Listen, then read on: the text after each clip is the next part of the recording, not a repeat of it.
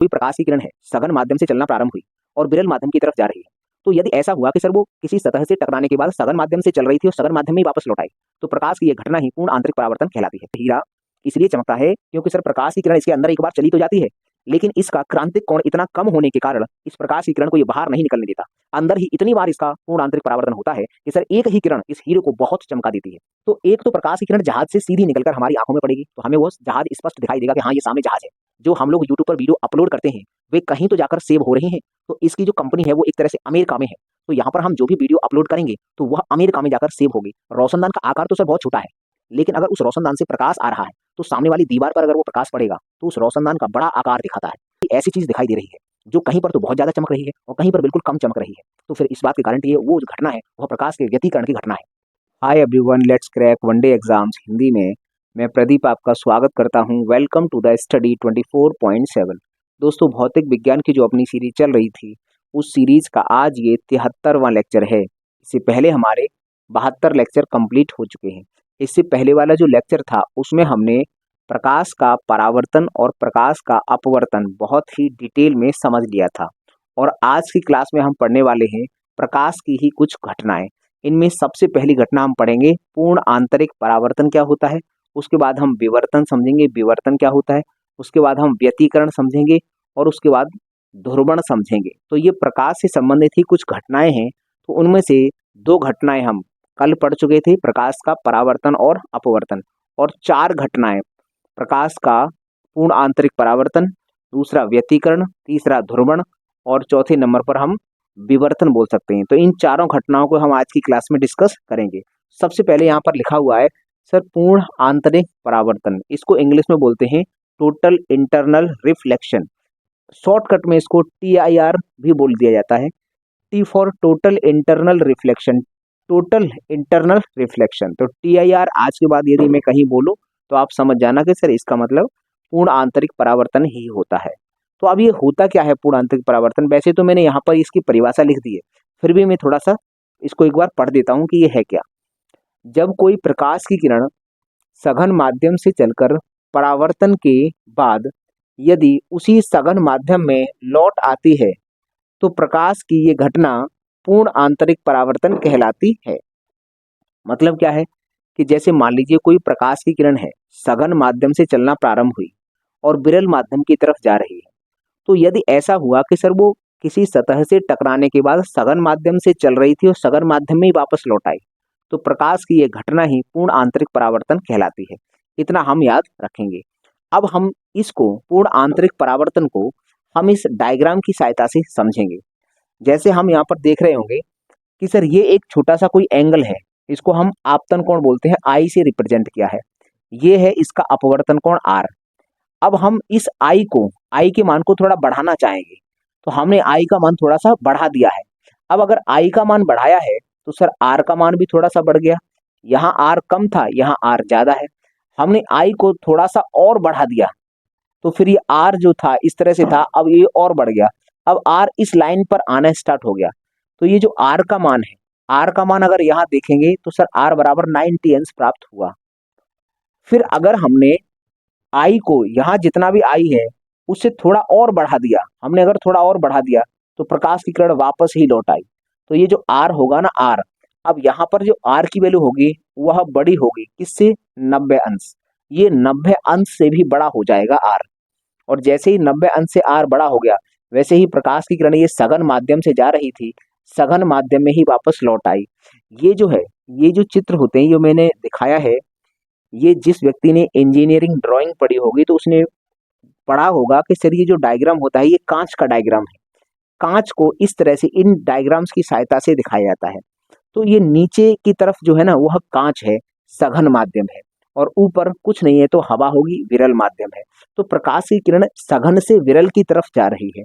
तो जैसे जैसे हमें पता चलेगा कि सर जैसे जैसे आई का मान बढ़ाते जाते हैं तो आर का मान भी बढ़ता जाता है। एक सिचुएशन ऐसी आती है जिस पर आई का मान मैक्सिमम हो जाता है, जिसके लिए अपवर्तन कोण 90 अंश प्राप्त होता है। तब ये जो आई है ना, आई, इसको IC कहा जाता है। मतलब वह आपतन कोण जिस पर अपवर्तन कोण 90 अंश प्राप्त हो जाता है, ऐसे आपतन कोण को क्रांतिक कोण क्रिटिकल एंगल कहते हैं। ये हम याद रखेंगे। तो ये हो गया क्रिटिकल एंगल कि सर ये आई की वो वैल्यू है जिस पर जो आर है ना वह 90 अंश प्राप्त हो गया है। अगर आई अब आप यहाँ से थोड़ा सा भी बढ़ाओगे तो फिर ये किरण वापस इसी माध्यम में लौट आएगी। तो हमने आई सी, ये जो आई सी है, इससे भी इसको थोड़ा सा बढ़ा दिया है, थोड़ा सा इसको बढ़ाया है। तो जैसे ही बढ़ाया तो आर भी बढ़ गया, और जैसे ही आर बढ़ गया तो प्रकाश की किरण वापस इसी माध्यम में लौट आई। तो ये सघन माध्यम से चली थी और सघन माध्यम में ही वापस लौट आई। प्रकाश की यही घटना पूर्ण आंतरिक परावर्तन कहलाती है। अब इसके दौरान हमें ये पता चल गया कि सर आईसी क्या होता है। आईसी है क्रिटिकल एंगल क्रांतिक कोण। ये इसकी परिभाषा कोई पूछे तो कैसे बताएंगे कि सर वह आपतन कोण जिसके लिए अपवर्तन कोण 90 अंश प्राप्त हो जाए, तब ऐसे आपतन कोण को ही क्रिटिकल एंगल कहते हैं। ये इस क्रांतिक कोण की परिभाषा है। और अगर हमें टोटल इंटरनल रिफ्लेक्शन करवाना है तो सर आपतन कोण का मान क्रांतिक कोण से थोड़ा सा और बढ़ाना पड़ेगा। जब आप इससे भी थोड़ा बढ़ा दोगे वैसे ही प्रकाश की किरण का पूर्ण आंतरिक परावर्तन हो जाएगा। तो हमें ये समझ में आ गए कि सर ये डायग्राम है क्या, और इनसे हम टोटल इंटरनल रिफ्लेक्शन को कैसे समझ सकते हैं कि जैसे जैसे आपतन कोण का मान बढ़ाते जाएंगे वैसे वैसे ये अपवर्तन कोण भी बढ़ता जाएगा। एक सिचुएशन ऐसी आएगी जिस पर आपतन कोण का मान मैक्सिमम हो जाएगा, जिसके लिए अपवर्तन कोण 90 अंश प्राप्त होगा, तब ऐसे आपतन कोण को क्रांतिक कोण कहते हैं। अगर हम आपतन कोण का मान क्रांतिक कोण से भी थोड़ा बढ़ा देंगे तो प्रकाश की किरण पुनः उसी माध्यम में, मतलब सघन माध्यम में ही वापस लौट आएगी। प्रकाश की यही घटना प्रकाश का पूर्ण आंतरिक परावर्तन कहलाती है। तो ये हमें समझ में आ गया। अब हम यहाँ ये समझते हैं आईसी। ये वैसे हमने इसकी परिभाषा समझ ली है कि ये आईसी है क्या। ये जो है ना क्रांतिक कोण है, क्रिटिकल एंगल। यहाँ मैंने लिख दिया है कि वह आपतन कोण जिस पर अपवर्तन कोण 90 अंश प्राप्त होता है, ऐसे आपतन कोण को ही क्रांतिक कोण कहते हैं, आईसी से रिप्रेजेंट करते हैं। अब हमें ये याद रहे कि सर अगर कहीं पूर्ण आंतरिक परावर्तन कराना है या पूर्ण आंतरिक परावर्तन हो रहा है तो उसकी दो शर्तें होती हैं। वे दोनों शर्तें फॉलो होंगी तब ही पूर्ण आंतरिक परावर्तन हो सकता है। उसके बाद फिर हम इसके एग्जाम्पल समझेंगे। तो सर यहाँ पर दो शर्तें हैं। पहली शर्त क्या है कि देखो यहाँ पर देखा होगा कि सर प्रकाश की किरण सघन माध्यम से चल रही है और विरल माध्यम की तरफ जा रही है। अगर मान लीजिए ऊपर सघन होता और नीचे विरल होता और विरल से सघन की तरफ जाती तो फिर अवलंब की तरफ झुकती। ये है क्या, ये है ऊपर विरल तो अवलंब से दूर हटी है। तो जैसे बढ़ाया, जैसे इस वाले एंगल को बढ़ाएंगे तो ये भी बढ़ेगा, इसको थोड़ा और बढ़ाएंगे तो ये भी बढ़ गया। इसका मतलब ऊपर विरल माध्यम होना चाहिए तभी ये दूर हटती जाएगी और एक सिचुएशन आएगी कि वापस लौट आएगी। तो पहली कंडीशन तो यही है कि जो प्रकाश की किरण है, अगर आप चाहते हो कि टोटल इंटरनल रिफ्लेक्शन की घटना हो तो प्रकाश की किरण सघन माध्यम से विरल माध्यम की तरफ जानी चाहिए। पहले बात यही है, पहली शर्त ये है कि प्रकाश किरण सघन माध्यम से विरल माध्यम में जानी चाहिए।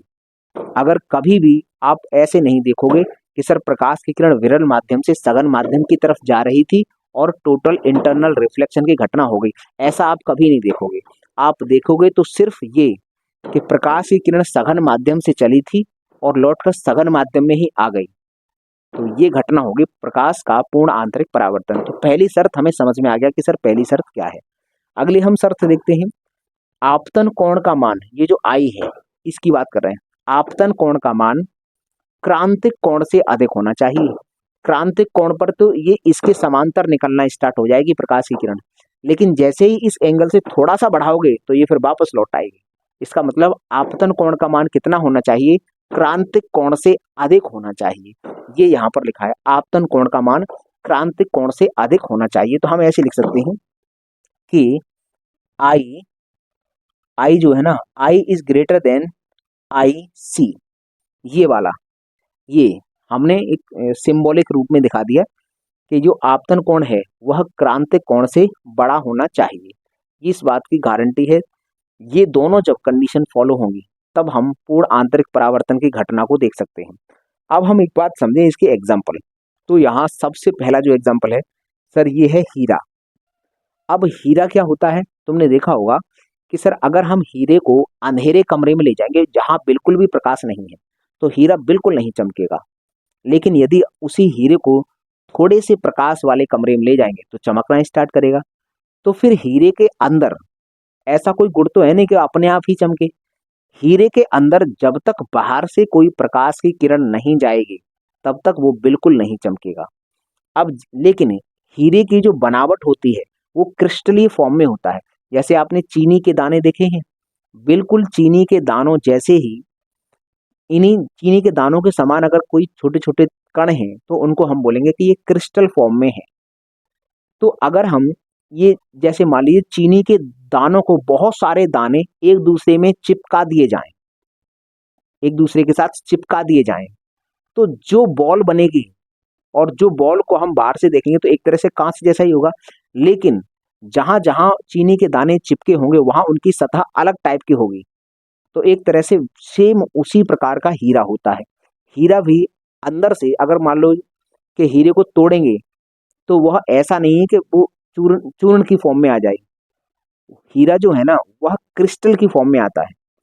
तो इसकी बनावट इस तरह से होती है कि कोई भी प्रकाश की किरण अगर एक बार इसके अंदर प्रवेश कर गई तो फिर वह बाहर नहीं निकल पाती है, क्योंकि इसका जो क्रांतिक कोण है वह इतना होता है कि इस प्रकाश की किरण को अंदर तो आने देता है, लेकिन जब ये प्रकाश की किरण बाहर की तरफ निकलने का प्रयास करेगी तो निकल नहीं पाती है।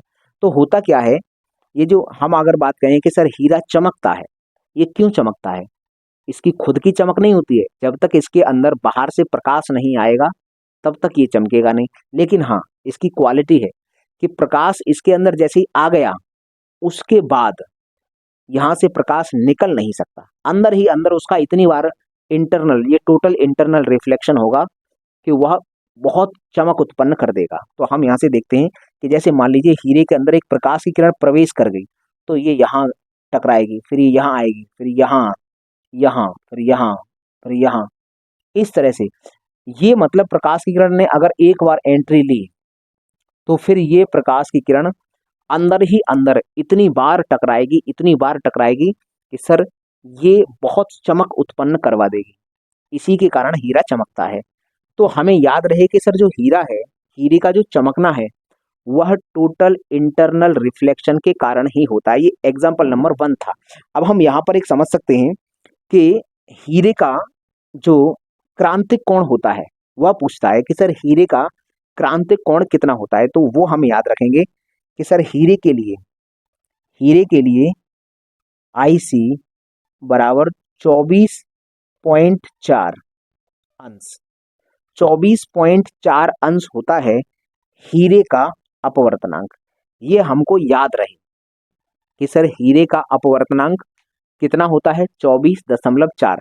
यहाँ पर हमें एक और याद रखना पड़ेगा, जैसे जल का, अगर हमें जल को सघन माध्यम मानना है और हवा को हमें विरल मानना है, और हम ये चाहते हैं कि जल से प्रकाश किरण चले और जल में ही वापस लौट आए, मतलब जल में हम पूर्ण आंतरिक परावर्तन करवाना चाहते हैं, तो सर जल का भी कुछ ना कुछ क्रांतिक कोण होगा।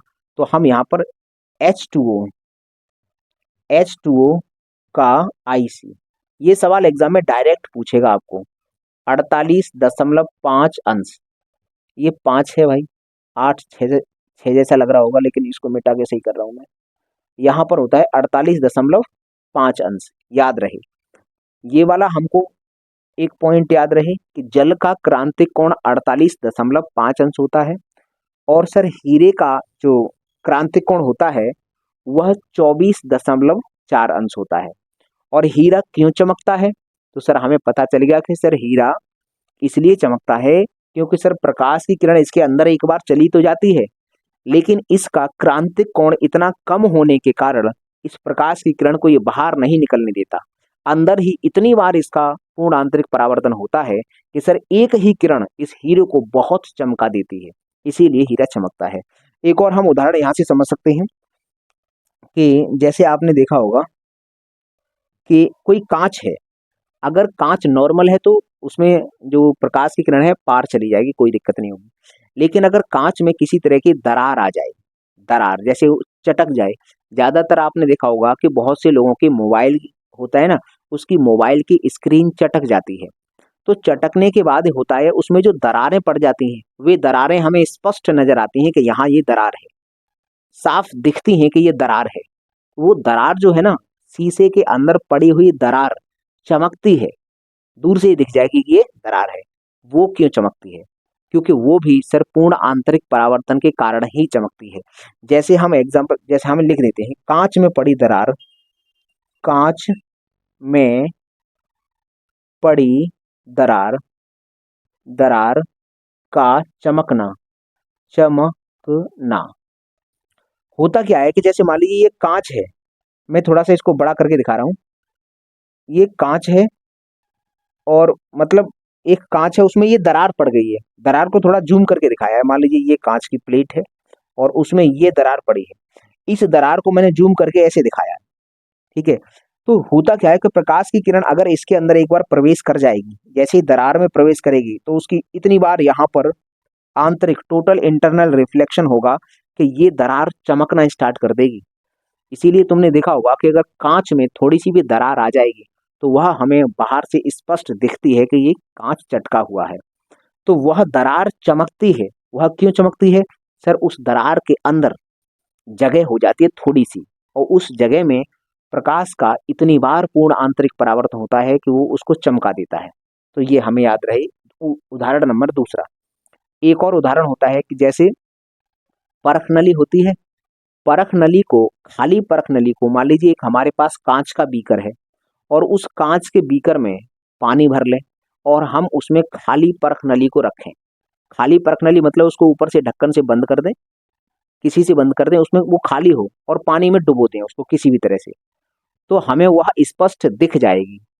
वो कांच की है परख नली, बीकर भी कांच का है और पानी तो ट्रांसपेरेंट होता ही है। तो हमें ऐसा होना चाहिए था कि दिखनी नहीं चाहिए थी, लेकिन वह हमें स्पष्ट दिखाई देती है। क्यों? क्योंकि सर परख नली के अंदर बहुत बार प्रकाश का पूर्ण आंतरिक परावर्तन हो जाता है। जैसे पानी, प्रकाश जो है ना वो पानी के अंदर प्रवेश करता है, फिर वहां पर परख नली की जब सतह पर टकराता है तो कई बार उसका आंतरिक परावर्तन हो जाता है, इसके कारण वह चमकती है। तो ये भी हम लिख सकते हैं, ये हम यहाँ लिख देते हैं कि कांच, ऐसे लिख सकते हैं कि पानी में, यहाँ लिखते हैं यहाँ पर पानी, पानी में खाली, खाली परख नली, परख नली, नली का चमकना, चमकना। पानी में अगर कोई खाली परख नली डाल देंगे तो वह चमकेगी। क्यों चमकेगी? सर पूर्ण आंतरिक परावर्तन के कारण ही चमकेगी। तो हमें एक एग्जांपल ये समझ में आया, हीरा, हीरा क्यों चमकता है? पूर्ण आंतरिक परावर्तन के कारण। कांच में पड़ी हुई कोई दरार है वो क्यों चमकती है? पूर्ण आंतरिक परावर्तन के कारण। और सर पानी के अंदर कोई खाली परख नली अगर डाल देंगे तो फिर वो क्यों चमकेगी? वो भी सर पूर्ण आंतरिक परावर्तन के कारण ही चमकती है। एक और उदाहरण है कि तारे क्यों टिमटिमाते हैं। तारे क्या होता है कि तारे का टिमटिमाने का मतलब क्या है? अगर किसी एक तारे को तुम गौर से देखना तो वो थोड़ी देर दिखाई देगा, फिर गायब हो जाएगा, फिर थोड़ी देर बाद दिखाई देगा, फिर गायब हो जाएगा, फिर थोड़ी देर बाद दिखाई देगा, गायब हो जाएगा। ये होता है उसका टिमटिमाना। टिमटिमाने का मतलब है दिख रहा है फिर गायब हो रहा है, दिख रहा है फिर गायब हो रहा है। ऐसा हो क्यों रहा है? क्योंकि उस तारे से जो प्रकाश की किरण आती है तो कभी कभी तो सीधी सीधी हमारे आंखों पर पड़ जाती है तो हमें दिखाई देना स्टार्ट हो जाता है, लेकिन बीच में हवा है ना बहुत सारी, तो हवा जब चलती है तो वहां पर प्रकाश की किरण का कभी कभी पूर्ण आंतरिक परावर्तन कर दिया जाता है। तो जब पूर्ण आंतरिक परावर्तन कर जाए हो जाएगा तो वो तारा हमें दिखना बंद हो जाएगा। तो कुल मिलाकर जो तारे होते हैं उनसे जो प्रकाश की किरण आ रही है वो कभी कभी तो सीधे हमारी आंखों पर पड़ रही है, हमारी आंखों पर जब तक सीधी पड़ रही है तब तक हमें वो दिखाई दे रहा है, लेकिन कभी कभी उसका ये जो वायुमंडल है वो पूर्ण आंतरिक परावर्तन उसका कर देता है। और रात में क्या होता है कि ऊपर का मौसम और नीचे का ठंडक रहती है, जमीन ठंडी हो जाती है तो नीचे का मौसम ज्यादा ठंडा हो जाता है, तो नीचे सघन माध्यम हो जाता है ऊपर की तरफ। और अगर हम वायुमंडल को पार कर जाएंगे, वायुमंडल को पार कर जाएंगे तो सर उसके ऊपर तो बहुत ज्यादा ठंडी होती है।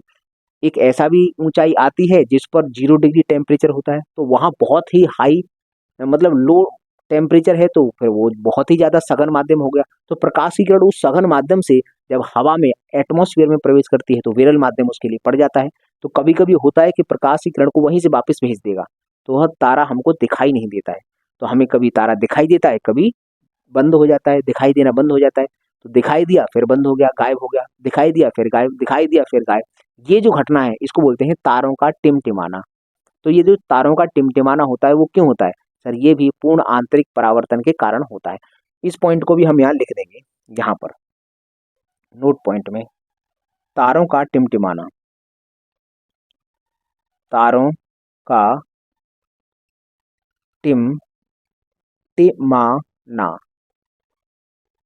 भी TIR के कारण होता है, होता है, ये हमें याद रहे। तो हमें ये भी पता चलेगा सर जो तारे टिमटिमाते हैं वो किसके कारण टिमटिमाते हैं? टोटल इंटरनल रिफ्लेक्शन के कारण। अब हमें यहाँ पर दो महत्वपूर्ण एग्जाम्पल समझने होंगे, बहुत ही महत्वपूर्ण सवाल है वे। पहला है सर ठंडे प्रदेशों की लूमिंग। लूमिंग एक घटना है, लूमिंग का मतलब होता है ठंडे प्रदेशों में होने वाला भ्रम, जो वास्तविकता नहीं है लेकिन हमको भ्रम होता है। क्या भ्रम होता है? ठंडे प्रदेशों में जो भ्रम होता है उसको लूमिंग कहा जाता है। और अगर गर्म प्रदेश में, जहां बहुत ज्यादा गर्मी पड़ रही है, जैसे रेगिस्तान के एरिया में बहुत ज्यादा गर्मी है, तो सर वहां पर जो भ्रम होगा उसको हम बोलते हैं मिराज, मरीचिका। गर्म प्रदेशों में जो हमको भ्रम होगा, क्या भ्रम होता है वो हमें अभी बताएंगे, उसको हम बोलेंगे मरीचिका। और ठंडे प्रदेशों में जो भ्रम होता है उसको बोलते हैं लूमिंग। तो अब हम समझते हैं पहले कि सर ठंडे प्रदेशों की लूमिंग क्या होती है। जैसे मान लीजिए बहुत ज्यादा ठंडा क्षेत्र है, तो अगर ठंडा क्षेत्र है, जितना ज्यादा ठंडा होगा सर उतना नीचे सघन माध्यम होगा। नीचे होता है सघन माध्यम, ऊपर होता है विरल माध्यम। क्योंकि ठंडा प्रदेश है तो सर नीचे बर्फ जमी होती है, तो बर्फ के आसपास का एरिया बहुत ठंडा होता है, तो माध्यम बहुत सघन होगा। तो नीचे सघन होगा, ऊपर विरल होगा, इतना होता है। ये होता है ठंडे प्रदेशों में। अब हमें ये समझ में आ गया कि सर मान लीजिए ये कहीं जहाज है, ये चलता हुआ आ रहा है और हम इधर किनारे पर कहीं खड़े हैं। तो जब जहाज इधर से इधर आएगा तो एक तो प्रकाश की किरण जहाज से सीधी निकलकर हमारी आंखों में पड़ेगी, तो हमें वो जहाज स्पष्ट दिखाई देगा कि हाँ ये सामने जहाज है। दूसरा क्या होता है कि इस जहाज से निकलने वाली ये जो ऊपर की तरफ जो किरण जा रही है, ये वाली जो किरण है ये ऊपर जाएगी, तो देखो ये नीचे सघन माध्यम है, ऊपर विरल है, तो ये अविलंब से, ये अविलंब था, इससे थोड़ा दूर हट गई। जानी चाहिए इस रास्ते पर, लेकिन ये थोड़ा सा झुक के इधर आ गई। यहाँ पर भी फिर वही सिचुएशन है कि सर ऊपर विरल है और नीचे सघन है, तो फिर ये प्रकाश किरण यहाँ से मुड़ के ये आ गई आंखों पर। तो ये जो प्रकाश की किरण थी, यहाँ से दो प्रकाश की किरण मैंने अभी दिखाई, एक तो इसकी आंख पर सीधी पड़ रही है, तो इस वाली किरण के कारण इस व्यक्ति को ये नाव दिखाई देगी, और इस नाव से एक किरण ऊपर की तरफ जो जा रही होगी, वह किरण यहाँ से टकराकर वापस इधर आ जाती है। पूर्ण आंतरिक परावर्तन हो जाता है इस वाली प्रकाश की किरण का, क्योंकि यहाँ नीचे सघन माध्यम है, ऊपर विरल है। तो जब सघन से विरल की तरफ जाएगी तो माध्यम से दूर हटती जाएगी, दूर हट हट के सीधी इस तरह से आ जाती है। तो जब प्रकाश की किरण इसी नाव से चली थी और ये इस तरह से आ गई आंख पर, तो इसको अगर हम पीछे बढ़ाएंगे, तो इसको पीछे बढ़ाते बढ़ाते बढ़ाते बढ़ाते इसी के ऊपर इस तरह से हवा में उल्टा जहाज हमें प्रतीत होता है। हमें ऐसा लगता है जैसे हमने यहाँ खड़े हैं ठंडे प्रदेश में, सामने से कोई जहाज आ रहा है, तो वो जहाज तो हमें दिखाई देगा, लेकिन हमें एक भ्रम होगा कि सर इसी जैसा जहाज इसी के जस्ट ऊपर ऐसा उल्टा हुआ लटका है हवा में, वो भी इसी के साथ साथ आ रहा है। ऐसा हमको भ्रम होता है ठंडे प्रदेशों में। इसी को बोलते हैं सर ठंडे प्रदेशों की लूमिंग। ठंडे प्रदेशों की लूमिंग कहते हैं। तो हमें समझ में आ गया कि सर कोई भी वस्तु है ठंडे प्रदेशों में, जैसे सवाल पूछेगा इस तरह से कि ठंडे प्रदेशों में एक व्यक्ति ने किसी जहाज को देखा, तो उसी जहाज के जस्ट ऊपर उसका उल्टा प्रतिबिंब उसको नजर आ रहा है। बताइए ये किस घटना को रिप्रेजेंट करती है? तो हम कहेंगे कि ये लूमिंग की घटना है, लूमिंग, जो कि ठंडे प्रदेशों में होती है। या फिर इस तरह से सवाल आएगा कि लूमिंग की घटना के अंतर्गत किसी वस्तु का उल्टा प्रतिबिंब हवा में लटका हुआ प्रतीत होता है। ये घटना किस मौसम में होती है? चार मौसम देगा, तो वहां जहां लिखा होगा कि ठंडा मौसम, तो ठंडे मौसम में ये घटना हो जाती है। तो ये हमें समझ में आ गया कि सर ये जो ठंडे प्रदेशों में जो लूमिंग की घटना है, वह भी पूर्ण आंतरिक परावर्तन के ही कारण होती है। लूमिंग होता क्या है, समझ में आ गया होगा कि सर किसी वस्तु का प्रतिबिंब हवा में लटका हुआ प्रतीत हमको होता है, जबकि हवा में है कुछ नहीं, ये बस हमारा एक भ्रम है। तो ये जो भ्रम हो रहा है ये है ठंडे प्रदेशों की लूमिंग। अब हम समझते हैं सर रेगिस्तान जो होता है या फिर गर्म प्रदेश की मरीचिका, इसको मिराज कहते हैं। इसको एक और नाम से जानते हैं मृग मरीचिका। मृग माने क्या होता है, हिरन। तो जैसे मान लीजिए रेगिस्तान में इसका नाम मृग मरीचिका क्यों बोलते हैं, पहले हम इसको समझते हैं। जैसे मान लीजिए रेगिस्तान में, चलो इसको बताने से पहले मैं आपको बताता हूँ कि आपको भी मरीचिका दिखी होगी। जैसे गर्मी के मौसम में तुमने कभी रोड पर देखा है, सड़क पर तुम खड़े हो जाना, गर्मी है एकदम, 20 दोपहरी में खड़े हो जाना, बहुत ज्यादा जब गर्मी पड़े, तो जब सड़क पर सामने की तरफ देखोगे तो कहीं दूर ऐसा आपको आभास होगा कि सर सड़क पर पानी भरा है, ऐसा लगेगा कि सड़क सड़क पर पानी भरा हुआ है। तो जब आप वहां तक जाओगे तो पता चलेगा सर कोई पानी वानी नहीं है। इसका मतलब सर भ्रम तुम्हें भी ऐसा हुआ होगा। तुम में से ज्यादातर लोगों को ये वाला भ्रम तो सबको हुआ होगा कि जैसे गर्मी का मौसम है, हम सड़क पर जा रहे हैं, तो सड़क पर बहुत दूर इस तरह से देखेंगे तो हमें लगेगा कि सर सामने पानी भरा हुआ है सड़क पर। वो एक हमारा भ्रम है, वास्तविकता में वहां कुछ नहीं है, लेकिन वो हमारा सिर्फ भ्रम है। इसी को बोलते हैं मरीचिका। ये मरीचिका कहाँ नजर आती है, रेगिस्तान में बहुत आती है नजर। तो होता क्या है कि रेगिस्तान में जैसे मान लीजिए कोई मृग है, मृग माने हिरन, पानी की तलाश में भटक रहा है बेचारा, तो किसी बड़े ऊंचे टीले पर खड़ा हो गया। तो ऊंचे टीले से अगर उधर इधर उधर निगाह डालेगा तो कोई भी मान लो पेड़ खड़ा हुआ है, पेड़ का उल्टा प्रतिबिंब, जैसे यहाँ पर दिखाए कि ये पेड़ है, पेड़ तो इस व्यक्ति को दिखाई देगा, लेकिन इसके साथ साथ इसका प्रतिबिंब जमीन पर भी दिखाई देगा। तो वो अगर मान लीजिए मृग है, ऊपर टीले पर खड़ा हो गया, वहां से देख रहा है, पानी की तलाश कर रहा है, तो उसको कोई पेड़ होगा और पेड़ का उल्टा प्रतिबिंब नजर आएगा। और प्रतिबिंब तो कहाँ बनता है सर, पानी में ही बनता है प्रतिबिंब स्पष्ट। अगर हम बात करें छाया की, तो छाया तो काली होती है ना, तो छाया तो दूर से दिख जाती है, लेकिन उस मृग को क्या लगता है, मृग को ये लगता है कि वहां पानी भरा हुआ है। तो जब दौड़ कर जाता है उसके पास तो देखता है कि सर वहां कोई पानी नहीं है। इसका मतलब उसको भ्रम होता है, इसीलिए इसका जो नाम है ना, इसको मृग मरीचिका भी कहते हैं। अब हम समझते हैं कि सर ये होती कैसे है और किस तरह से हो जाती है। हमें मालूम है कि सर ठंडे प्रदेशों में और गर्म प्रदेशों में क्या अंतर है। ठंडे प्रदेशों में क्या होता था, नीचे सघन होता था, ऊपर विरल होता है। और गर्म प्रदेशों में क्या होता है, नीचे विरल होता है, ऊपर सघन होता है, ऊपर की तरफ सघन है। तो हम बात करते हैं सर ये वाला सिचुएशन कि ऊपर सघन है और नीचे विरल है। तो प्रकाश की किरण देखो सघन से विरल की तरफ आ रही है, तो इस पेड़ से एक किरण तो सीधी इसकी आंख पर जाएगी, इस किरण की सहायता से ये हमको पेड़ दिखाई देगा। दूसरा सर इसी पेड़ से निकलती हुई एक नीचे की तरफ भी किरण जाएगी, वो तो चारों तरफ जाएंगी किरणें, तो हमने इसमें से एक किरण दिखा ली है सर जो नीचे की तरफ जा रही है। जब ये प्रकाश की किरण नीचे आएगी तो ऊपर सघन है नीचे विरल है, ऊपर सघन है और नीचे विरल है, तो सर विरल माध्यम की तरफ आएगी तो ये अविलंब है। अब इस अविलंब से थोड़ा दूर हट जाएगी, जब यहाँ टकराएगी तो थोड़ा और दूर हटेगी, तो इस तरह से ये मुड़ जाएगी। मतलब प्रकाश की किरण आई थी इससे, और इस तरह से इसका पूर्ण आंतरिक परावर्तन हो गया, और पूर्ण आंतरिक परावर्तन कारण ये इस व्यक्ति की आंख पर दोबारा से पहुंची। तो इस व्यक्ति के आंख पर ये पहुंची तो इसको इसकी के जस्ट सीध में पीछे की तरफ ये बढ़ेगा और इसी का प्रतिबिंब यहाँ नजर आएगा। इसको ऐसा लगेगा कि सर ये पेड़ है, और पेड़ का उल्टा प्रतिबिंब उसको भी स्पष्ट नजर आएगा दूर खड़े हुए व्यक्ति को।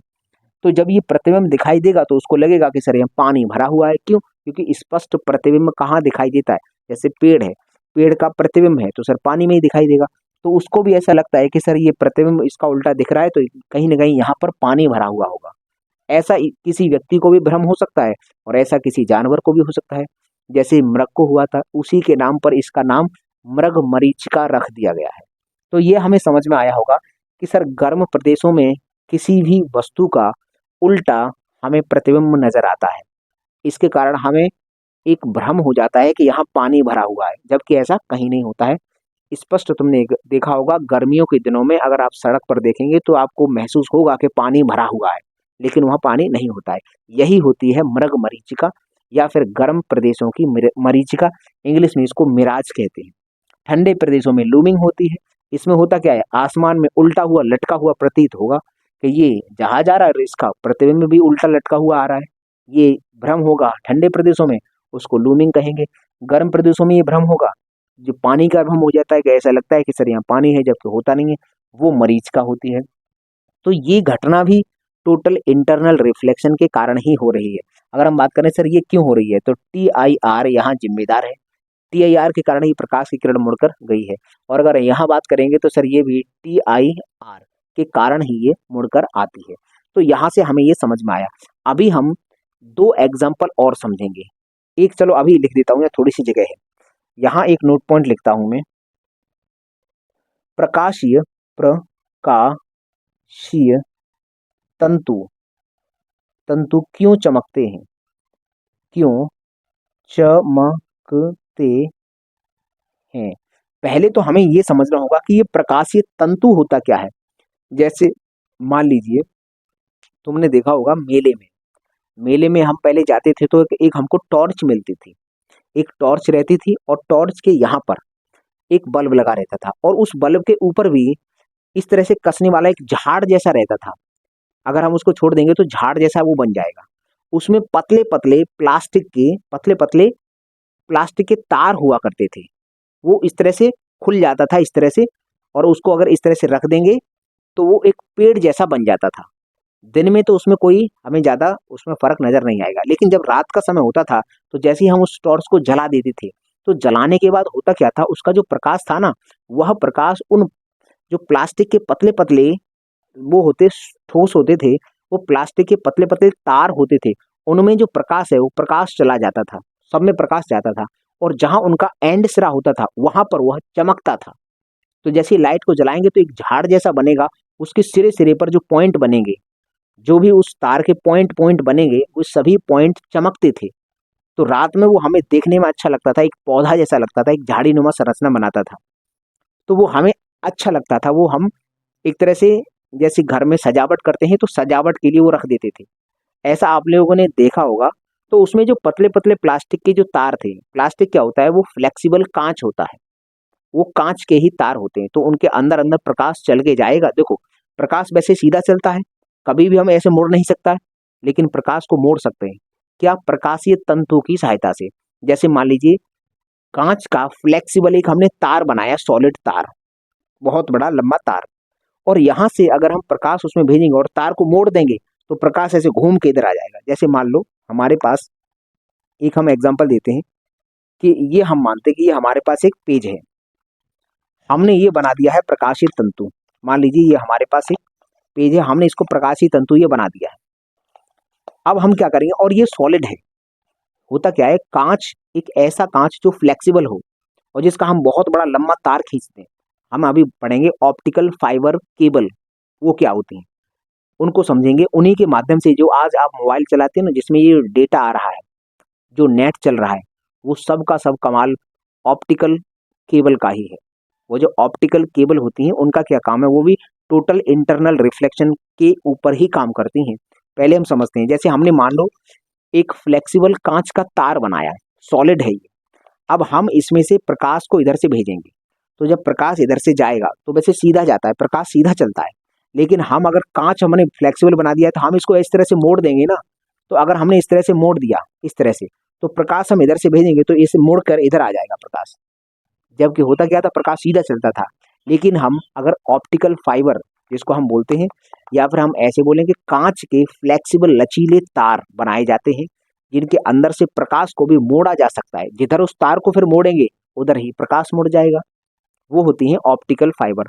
वैसे ही प्रकाशीय तंतु है, प्रकाशीय तंतु एक ऑप्टिकल फाइबर का एक छोटा सा एग्जाम्पल हो सकता है कि सर वो प्लास्टिक के पतले पतले वायर जैसे होते थे, उनके अंदर अंदर प्रकाश जा रहा है, वैसे प्रकाश सीधा चलता है, लेकिन वायर ऐसे मुड़ा हुआ है तो प्रकाश भी ऐसे मुड़ जाएगा, और जहां उसका सिरा होगा वहां वो चमकाएगा, तो वो झाड़ जैसी आकृति बन जाती है। तो हमें यहाँ से समझ में आया कि सर जो प्रकाशीय तंतु होता है वह क्यों चमकता है, वो भी TIR के कारण चमकता है। हम यहाँ लिखेंगे TIR के कारण, टोटल इंटरनल रिफ्लेक्शन के कारण ही वह चमकता है। तो ये हमें समझ में आया। अब यहाँ से एक और समझेंगे सर, नोट पॉइंट सबसे ज्यादा इंपॉर्टेंट यही है। चलो एक काम करो, ऑप्टिकल फाइबर केबल जो होती हैं उन्हें हम अभी समझेंगे। उनके माध्यम से अमेरिका से भारत तक डेटा आ रहा है। जो हम गूगल देखते हैं, गूगल एक कंपनी है जो सर हमारे इंटरनेट को प्रोवाइड कराने वाला, जितना भी सुविधाएं हैं, जहाँ से भी इंटरनेट की कंपनियां हैं वह इंटरनेट हमको प्रोवाइड करा रही हैं। तो एक देश से दूसरे देश में जब इंटरनेट आता है या जो भी डेटा आदान प्रदान हो रहा है, जैसे यूट्यूब देखो, यूट्यूब अपना यहाँ का तो है नहीं, लेकिन सर यूट्यूब पर जो आप वीडियो डाल रहे हो, मैं भी ये अपनी वीडियो डालूंगा, तो सर ये वीडियो जाकर कहीं तो सेव हो रही होगी। यूट्यूब की कंपनी है कहाँ, अमेरिका की, तो कुल मिलाकर अमेरिका में कहीं जाकर सेव हो रहा होगा ये सारा का सारा डेटा। तो सर ये वाला जो डेटा मेरे अपलोड करते ही अमेरिका में कैसे पहुंच जाता है? तो अमेरिका में आप ऐसे मत सोचना कि सर टावर लगे हुए हैं, इंटरनेट के माध्यम से ऐसे पहुंच गया, ऐसे नहीं। उसकी तो एक फिक्स सीमा होती है। अपने भारत से भी समुद्र के अंदर बहुत मोटे मोटे ऑप्टिकल फाइबर बिछाए जाते हैं। वह ऑप्टिकल केबल होते हैं जो हम अपने देश से अमेरिका तक भेजेंगे, पानी के अंदर अंदर, समुद्र के अंदर अंदर। उनके माध्यम से डेटा भारत तक आ रहा है, और जैसे ही भारत तक आ जाता है फिर जगह जगह पर टावर लगा देते हैं। तो टावर तो एक लिमिटेड क्षेत्र में ही काम करता है। ऐसा नहीं हो सकता कि सर एक वहां टावर लगा दिया अमेरिका में और वहां से कनेक्शन यहाँ बिठा दिया सीधा आ रहा है, ऐसे नहीं हो सकता, क्योंकि पृथ्वी भी गोल है। तो एक ऐसे भी संभव नहीं है। पृथ्वी गोल है, अमेरिका इधर है, मान लीजिए गोल है, इस पॉइंट पर अमेरिका है और इस पॉइंट पर भारत है, तो पृथ्वी के अंदर से थोड़ा ही निकल जाएगा। भाई पृथ्वी के अंदर बहुत बड़ी मात्रा में पिघली हुई द्रव पदार्थ है, तो वहां से तो कोई तरंग गुजर भी नहीं पाएगी। तो ऐसा नहीं संभव है। इसीलिए होता क्या है कि एक देश से दूसरे देश में अगर डेटा भेजा जाता है तो ऑप्टिकल फाइबर केबल की सहायता से भेजा जाता है, जो समुद्र के अंदर ही अंदर बहुत सारे केबल डाल दिए जाते हैं। और उन केबल से, जैसे मान लीजिए अमेरिका से अगर भारत में आ रहा है नेट, तो वहां से केबल डालेंगे समुद्र के अंदर बहुत बड़े बड़े, और भारत तक आ जाएगा। जब भारत तक आ जाएगा फिर भारत में उसको एक छोटा क्षेत्र हो गया पूरी पृथ्वी की अपेक्षा, तो वहां फिर हम बहुत सारे टावर लगा देंगे जगह जगह पर, फिर वहां पर नेट आ जाएगा। तो अब हम समझने वाले हैं कि सर ऑप्टिकल फाइबर केबल होती क्या है और इसकी खोज किसने की थी, इसको किसने बनाया था, या सबसे पहले किसने इसको आविष्कार इसका किया था। खोज नहीं बोल सकते, खोज तो उसे बोलते हैं जो इस पृथ्वी पर पहले से मौजूद था, बस हमने उसको ढूंढा है, तो ये खोज है। और अगर पृथ्वी पर ऐसी कोई चीज बनी ही नहीं थी जिसको हमने बना दिया है, उसको हम आविष्कार बोलते हैं, इन्वेंशन। तो चलिए हम समझते हैं अभी कि ऑप्टिकल फाइबर केबल क्या होती है। पहले आप इसका स्क्रीनशॉट लीजिए। तो चलिए अब हम ऑप्टिकल फाइबर केबल समझ लेते हैं कि ये क्या होती है। तो यहाँ पर मैंने इसकी परिभाषा लिख दी है, तो इसको मैं एक बार पढ़ता हूँ, ये है क्या। ये लचीले कांच के मोटे और पतले तार होते हैं। ये होते क्या हैं कि कांच के मोटे मोटे और लचीले और पतले दोनों तरह के तार होते हैं। पतले भी तार होते हैं और मोटे तार भी होते हैं, लेकिन होते कैसे हैं, लचीले होते हैं, इनको मोड़ा जा सकता है, कांच के बने हुए होते हैं, और सॉलिड होते हैं, एकदम सॉलिड ठोस। इनमें होता क्या है कि प्रकाश इधर से गुजारेंगे तो इधर से आराम से ये निकल जाएगा। फिर हम उस प्रकाश को, जैसे प्रकाश, कोई भी हमें डेटा है वह प्रकाशीय सिग्नल्स में पहले कन्वर्ट किया जाता है। फिर उन प्रकाशीय सिग्नल्स में कन्वर्ट करने के बाद उस प्रकाशीय केबल, ये जो ऑप्टिकल फाइबर केबल है, इसके माध्यम से आप जहां चाहेंगे वहां पर ले जा सकते हैं। एक देश से दूसरे देश में भी ले जाया जा सकता है। जैसे मान लीजिए यूट्यूब पर तमाम आप वीडियो देखते होंगे, जो हम लोग यूट्यूब पर वीडियो अपलोड करते हैं वे कहीं तो जाकर सेव हो रही हैं। तो इसकी जो कंपनी है वो एक तरह से अमेरिका में है। तो यहाँ पर हम जो भी वीडियो अपलोड करेंगे तो वह अमेरिका में जाकर सेव होगी। हम क्या करेंगे, अपने मोबाइल से टावर के माध्यम से भारत का जहाँ पर भी मेन सर्वर है वहां तक उसको भेज देंगे। फिर उस मेन सर्वर से अमेरिका तक कैसे जाएगा डेटा, वो जाएगा इन्हीं ऑप्टिकल फाइबर केबल्स की सहायता से। और ये केबल्स कहाँ पर हैं, समुद्र में पड़ी हुई है। एक देश से दूसरे देश को कनेक्ट करती हुई बहुत सारी, एकदम जाल फैला हुआ है पूरी पृथ्वी पर ऑप्टिकल फाइबर केबल्स का। उनकी सहायता से डेटा को एक देश से दूसरे देश में भेजा जाता है। तो ये हमें समझ में आ गया। अब यहाँ लिखा है कि इन्हीं तारों की सहायता से एक देश से दूसरे देश में डेटा ट्रांसफर या भेजा जाता है। ये हमें समझ में आ गया कि सर इस तरह से होता है।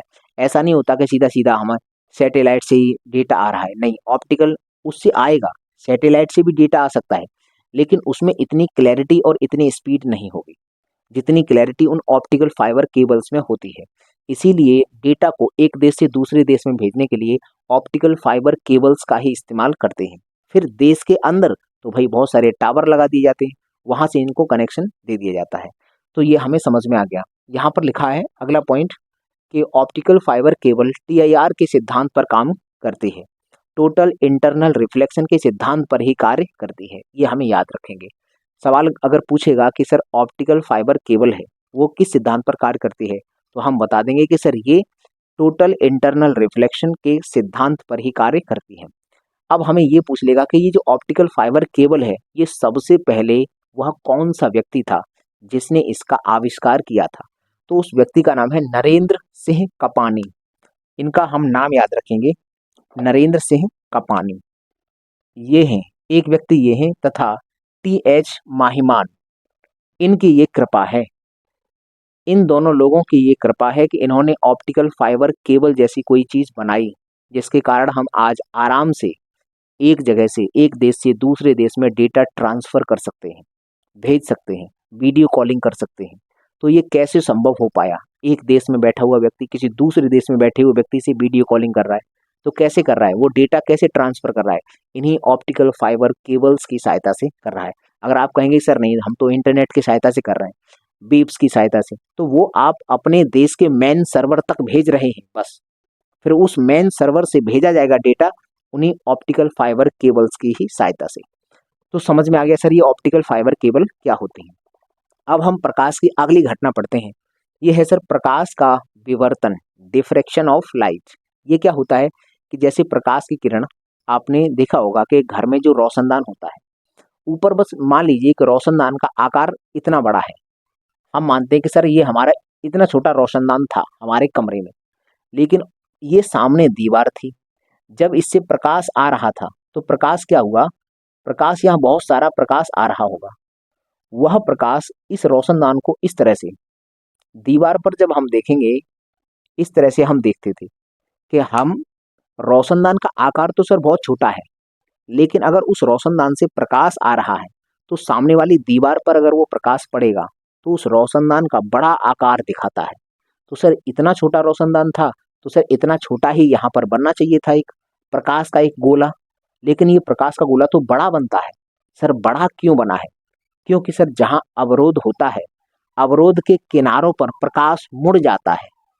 तो जैसे मान लीजिए यहाँ से हमने प्रकाश की किरण भेजी और ये बीच में अवरोध है, तो अवरोध के किनारों पर ये प्रकाश मुड़ जाता है। तो मुड़ने के कारण ये इतना छोटा रोशनदान था, और इधर जाकर देखा तो सर दीवार पर इसी का इतना बड़ा डायग्राम बनकर तैयार हुआ। तो सर ऐसा क्यों हुआ? ये प्रकाश का विवर्तन है। तो अगर आपसे पूछेगा कि जब भी कोई प्रकाश की किरण किसी माध्यम से होकर चलती है तो उसके मार्ग में यदि कोई अवरोध आता है तो वह प्रकाश की किरण अवरोध के किनारों पर मुड़ जाती है। यह घटना किसको बताती है? तो हम कहेंगे ये घटना प्रकाश का ये विवर्तन, डिफ्रैक्शन ऑफ लाइट होता है। अब हम एक बात याद रखेंगे कि ये जो प्रकाश का विवर्तन है वह प्रकाश की तरंगदैर्घ्य के समानुपाती होता है। जो हम प्रकाश इधर भेज रहे हैं इसकी वेवलेंथ जितनी ज्यादा है यह उतना ही ज्यादा अवरोध पर मुड़ेगा, और इसकी वेवलेंथ जितनी कम है उतना ही ये कम मुड़ पाएगा। तो यहाँ से हम इस बात को याद रखेंगे कि जो प्रकाश का विवर्तन है वह प्रकाश की तरंगदैर्घ्य के समानुपाती होता है। जितनी ज्यादा प्रकाश की तरंगदैर्घ्य होगी वह उतना ही ज्यादा मुड़ जाएगा, और जितनी कम होगी तो वह उतना ही कम मुड़ पाएगा। ये हम याद रखेंगे। तो हम उम्मीद करते हैं आपको ये प्रकाश का विवर्तन क्या होता है ये समझ में आया होगा। अब हम प्रकाश की अगली घटना की बात करते हैं। सर प्रकाश का ध्रुवण, पोलराइजेशन ऑफ लाइट। सर प्रकाश का ध्रुवण क्या है?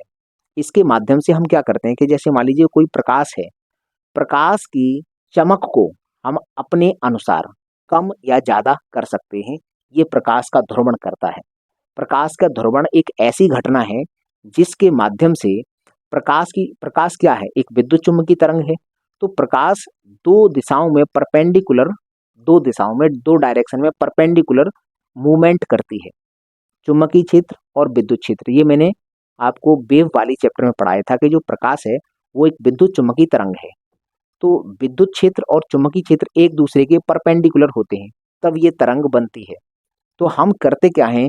प्रकाश के ध्रुवण की घटना क्या है? इसके माध्यम से किसी एक, जैसे मान लीजिए लंबाई और चौड़ाई में दो तरह से गति करते हुए प्रकाश की तरंग आगे बढ़ रही है, तो हम उसकी जो तीव्रता है वह किसी एक डायरेक्शन में रोक लेते हैं, फिर वो सिर्फ एक डायरेक्शन में हमें दिखाई देगी। मतलब क्या है, साधारण सा मतलब इस इतना है कि सर प्रकाश की, अगर हमारे सामने जितना प्रकाश आ रहा है, हमें अगर उसकी चमक को थोड़ा सा कम करना है, कम करना चाहते हैं, तो वह ध्रुवण की घटना है। मशीन है हमारे पास, तमाम मशीन है, उनकी सहायता से हम प्रकाश की जो तीव्रता है उसको कम कर सकते हैं। इसमें कुछ पदार्थ इस्तेमाल करते हैं, जैसे कि एक होता है पोलेराइड। प्रश्न पूछा गया है कि निम्न में से किसकी सहायता से प्रकाश की तीव्रता को कंट्रोल किया जाता है, तो एक होता है पोलेराइड। इसका उदाहरण क्या है, कौन कौन करता है? जो प्रकाश का ध्रुवण है, इसको कौन कौन दिखाता है? ये वो कौन कौन सी ऐसी चीज हैं जिनसे प्रकाश का ध्रुवण किया जाता है? तो नंबर एक है सर पोलेराइड। पोलेराइड पोलेराइड एक ऐसा पदार्थ है जिसकी सहायता से प्रकाश की चमक को कम हम कर सकते हैं, कम कर सकते हैं आराम से। एक होता है पोलेराइड, एक होता है कुनैन आयोडो सल्फेट। कुनैन कुनैन आयोडो आयोडो सल्फेट सल्फेट ये भी प्रकाश का ध्रुवण करवा देता है। और एक और होता है, इसका नाम है क्वार्ट्ज। हम इसको लिखेंगे क्वार्ट्ज।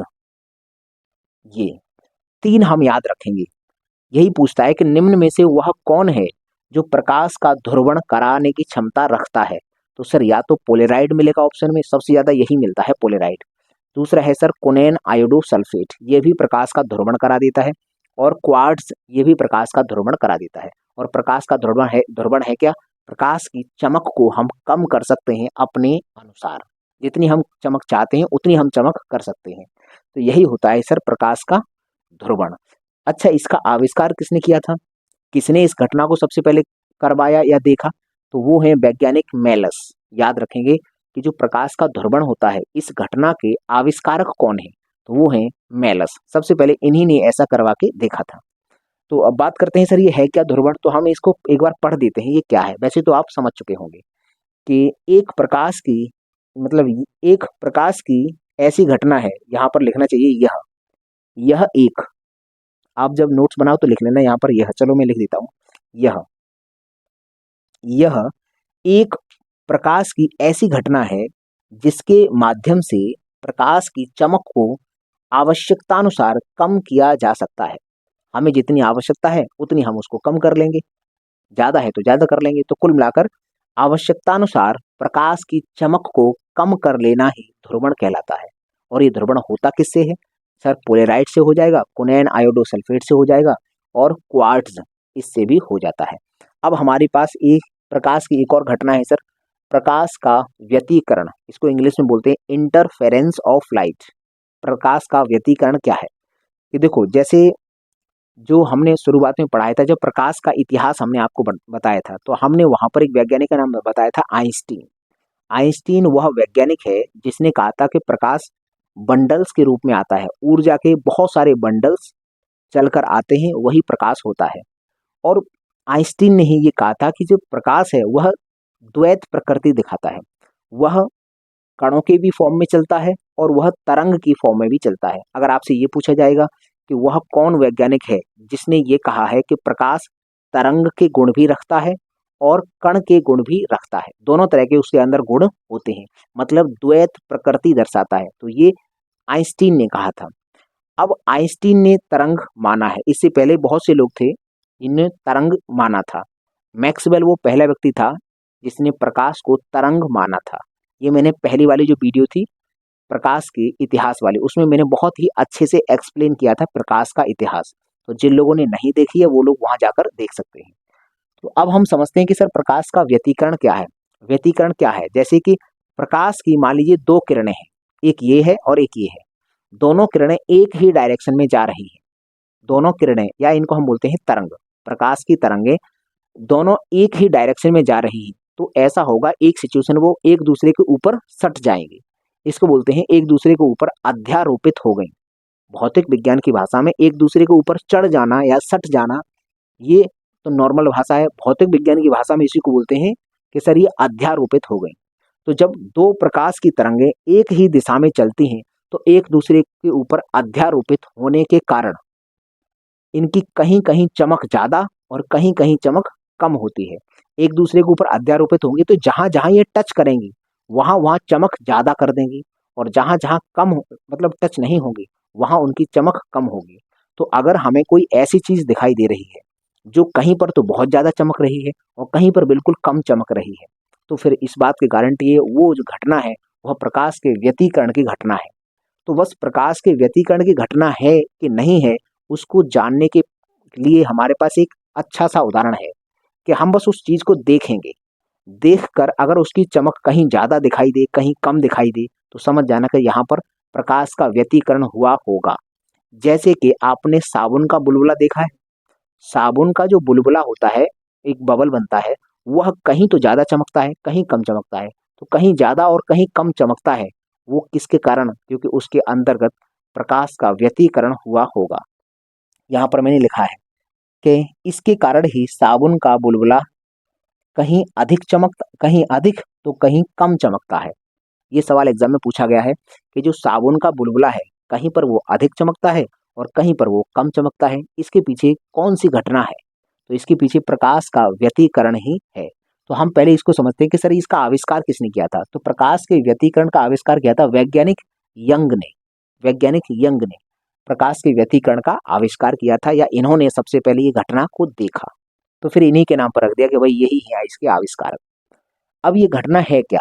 तो वैसे तो मैंने समझा दिया लेकिन फिर भी हम इसको पढ़ते हैं। ये क्या है?